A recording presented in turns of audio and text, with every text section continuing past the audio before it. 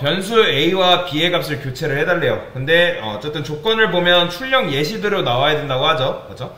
자, 일단 변수부터 한번 보도록 하겠습니다. 지금 이게 뭐예요? int a라는 공간을 마련한 다음에 변수를 선언하고, 이게 지금 선언한 겁니다. 여러분들 선언을 한 거고, 지금 a라는 변수에다가 20이라는 값을 넣어준 상태거죠. 요거를 이런 식으로 써도 상관없어요. 이렇게 써도 상관없다. 근데 뭐 이렇게 써도 상관없기 때문에, 그 다음에 얘 같은 경우는 int b를 선언한 동시에 40이라는 값을 넣어준 거죠. 그러면 여기 보시면 문제에 출력했을 때 40과 20이 나오게 해달래요. 근데 지금 실제적으로 이게 40과 20이 나와요? 아니죠. 출력해보면 20, 40이 나와버립니다. 보면. 그쵸?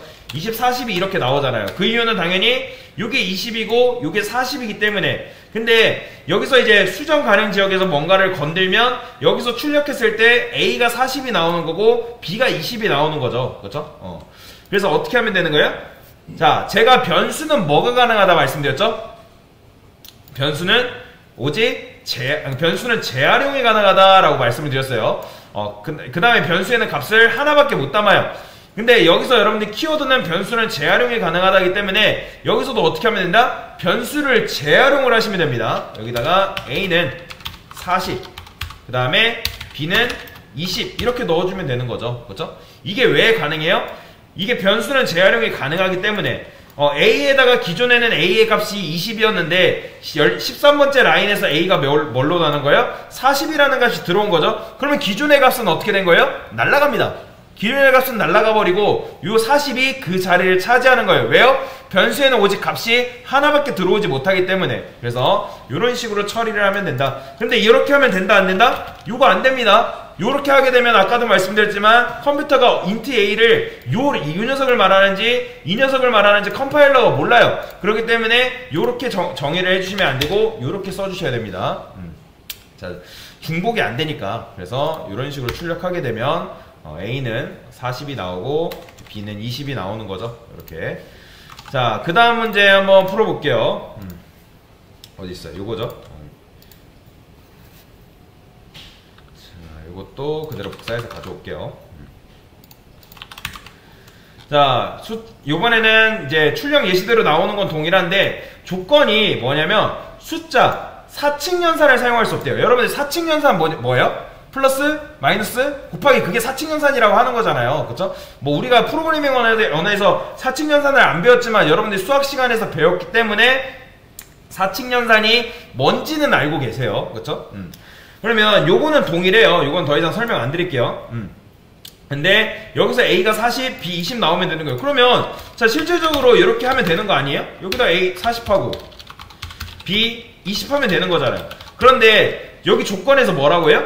숫자 사용하지 말라 했잖아요. 그쵸? 수정 가능 지역에서 요게 된다 안 된다? 숫자 사용하지 말라 했으니까 요게 안 되는 거예요.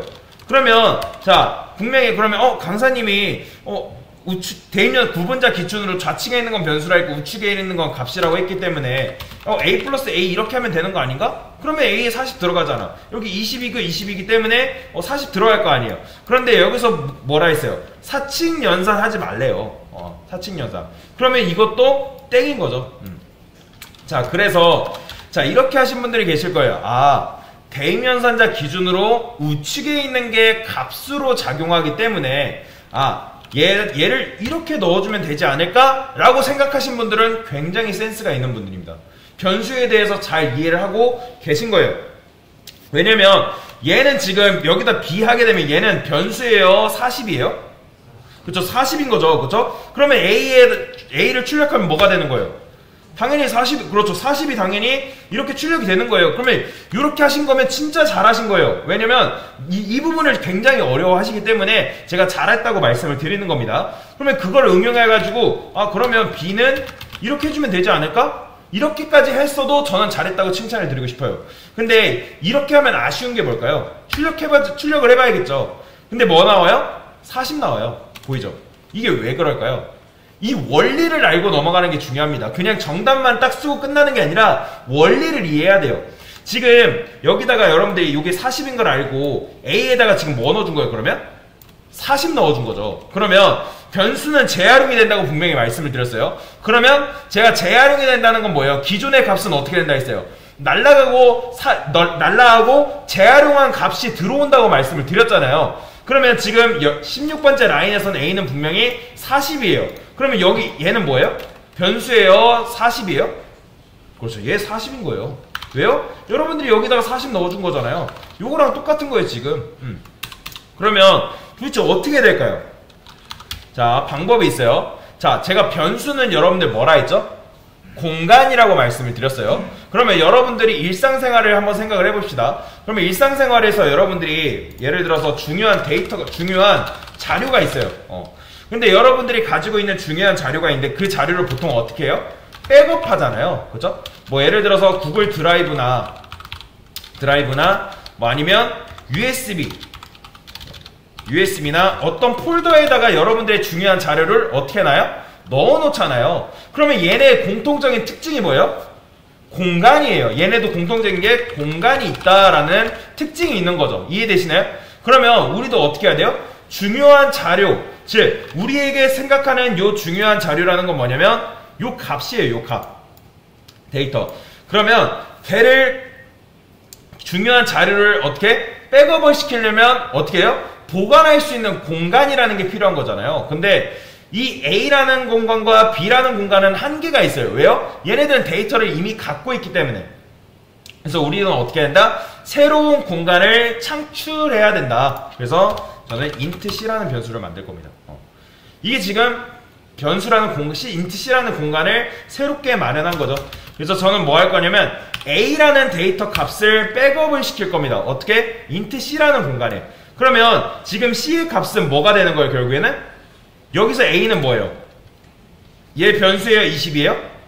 20인 거죠? 그렇죠? 얘 20이랑 똑같은 거예요. 그렇죠? 그러면 지금 C에 저장되어 있는 건 현재 뭐예요? 20입니다. 그런데 이렇게 했다 해서 변하는 게 있어요? 변하는 건 없어요. 왜냐면 A에 40 들어가고 B 40 들어가 있으니까. 그러면 어떻게 해줘야겠어요? 이 중요한 걸 담고 있는 요 C를 어떻게 해주면 된다? 이렇게 해주면 돼요. 자, 보이시나요? 이렇게 하게 되면 이 B라는 공간에 뭐가 들어오는 거예요? 뭐가 들어와요? A가 들어와요? 20이 들어오는 거예요? 그렇죠. 20이 들어가는 거예요. 20이. 그렇죠. 그러면 우리가 사칙연산 안 썼죠? 그 다음에 숫자 안 썼어요. 숫자 안 쓰고도 오직 변수로만 가지고 이런 식으로 출력을 할 수 있는 거죠.